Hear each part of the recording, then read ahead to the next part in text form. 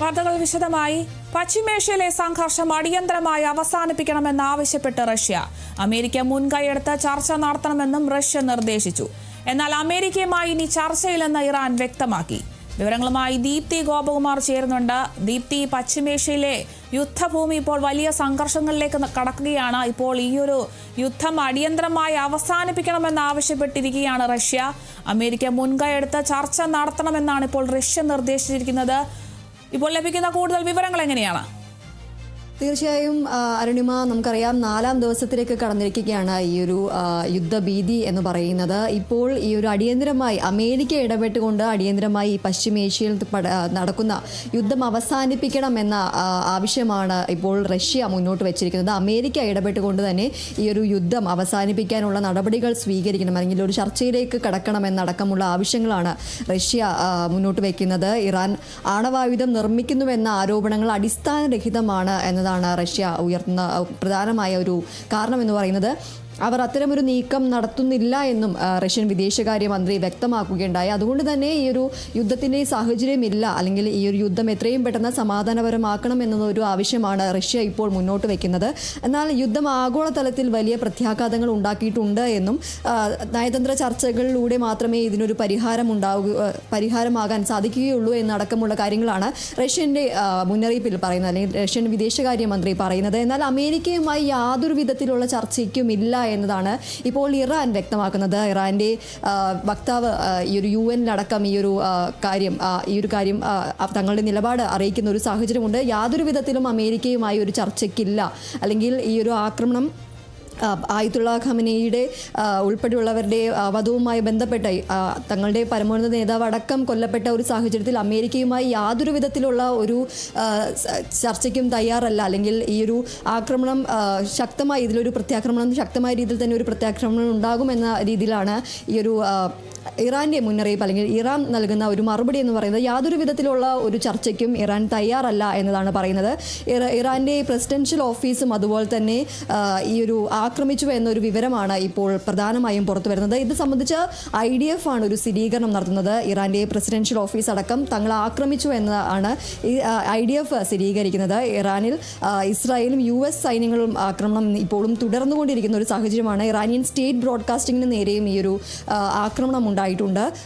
അതുപോലെ തന്നെ നമുക്ക് പറയേണ്ടതാണ്, ഈ ഒരു യുദ്ധകാല നടപടി എന്ന രീതിയിൽ ഭക്ഷ്യ കയറ്റുമതി ഇറാൻ ഇപ്പോൾ നിരോധിച്ചിരിക്കുകയാണ്. ഒരു തരത്തിലുള്ള ഭക്ഷ്യ കാർഷിക ഉൽപ്പന്നങ്ങളുടെ എല്ലാം കയറ്റുമതി താൽക്കാലികമായി തന്നെ ഇറാൻ നിർത്തിവെച്ചിരിക്കുകയാണ്. ഈ ഒരു യുദ്ധകാല അടിസ്ഥാനത്തിലാണ് ഈ ഒരു കയറ്റുമതി നിരോധിച്ചിരിക്കുന്നത്.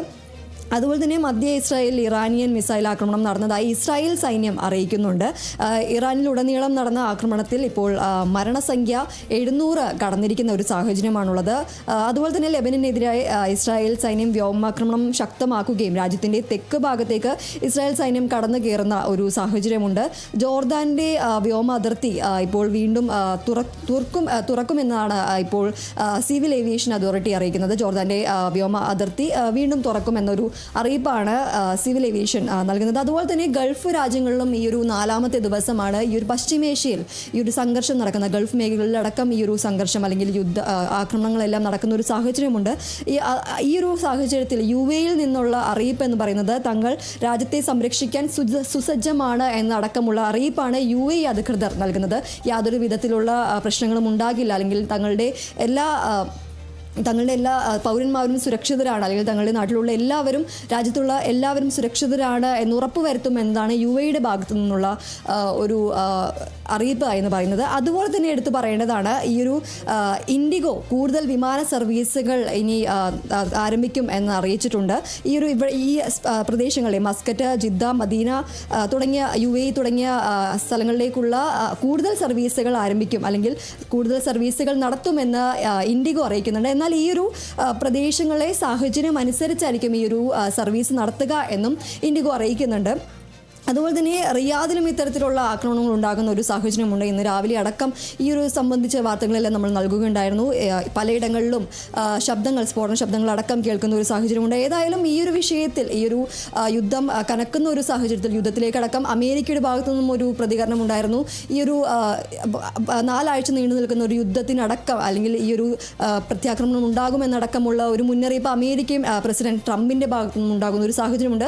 ഏതായാലും ഈ ഒരു യുദ്ധം അവസാനിപ്പിക്കാൻ ലോക നേതാക്കളടക്കം ഈ ഒരു ഇറാനും അതുപോലെ തന്നെ അമേരിക്കയും ഇസ്രായേലുമായി ഒരു ചർച്ചയടക്കം വേണം എന്നൊരു ആവശ്യം മുന്നോട്ട് വയ്ക്കുന്നുണ്ട്. ഇന്ത്യ അടക്കമുള്ളവർ ഈ ഒരു ഇന്ത്യൻ വിദേശകാര്യ മന്ത്രാലയം അടക്കം ഈ ഒരു ചർച്ചയുമായി ചർച്ച നടത്തണം, അല്ലെങ്കിൽ ഈ ഒരു വിഷയം തങ്ങളുടെ പൗരന്മാരുടെ അടക്കം സംരക്ഷണം അല്ലെങ്കിൽ സുരക്ഷിതത്വം ഉറപ്പാക്കണമെന്നടക്കമുള്ള ആവശ്യങ്ങൾ ഉയർത്തുന്നുണ്ട്. ഏതായാലും ഈ ഒരു വിഷയത്തിൽ ഈ ഒരു യുദ്ധം അവസാനിപ്പിക്കാൻ വേണ്ടിയിട്ടുള്ള നടപടി അല്ലെങ്കിൽ ഒരു ചർച്ചയിലേക്ക് അമേരിക്കയുടെ മധ്യസ്ഥയിൽ ഒരു ചർച്ചയ്ക്ക് തയ്യാറാകണം എന്നതാണ് ഇപ്പോൾ റഷ്യ പ്രധാനമായും മുന്നോട്ട് വയ്ക്കുന്നത്. അരുണിമ, ശരി, വ്യക്തമാണ്. പശ്ചിമേഷ്യയിലെ സംഘർഷം ഇപ്പോൾ ആവുകയാണ്. ഇപ്പോൾ 4ാം ദിവസത്തിലൂടെ കടക്കുമ്പോൾ തന്നെ ഇപ്പോൾ ആണവ നിലയങ്ങളും എണ്ണ കപ്പലുകളും ഒക്കെ ലക്ഷ്യം വെച്ചുള്ള ഒരു ആക്രമണമാണ് ഇപ്പോൾ നമുക്ക് കാണാൻ സാധിക്കുന്നത്. അതുപോലെ തന്നെ ഇപ്പോൾ ഇത്തരത്തിൽ കൂടുതൽ ആക്രമണം വലിയ രീതിയിൽ വ്യാപിച്ചുകൊണ്ടിരിക്കുകയാണ്. ഇപ്പോൾ ഈ ഒരു സാഹചര്യം അടിയന്തരമായി അവസാനിപ്പിക്കണമെന്നാവശ്യപ്പെട്ട് ഇപ്പോൾ റഷ്യ രംഗത്ത് വന്നിരിക്കുകയാണ്.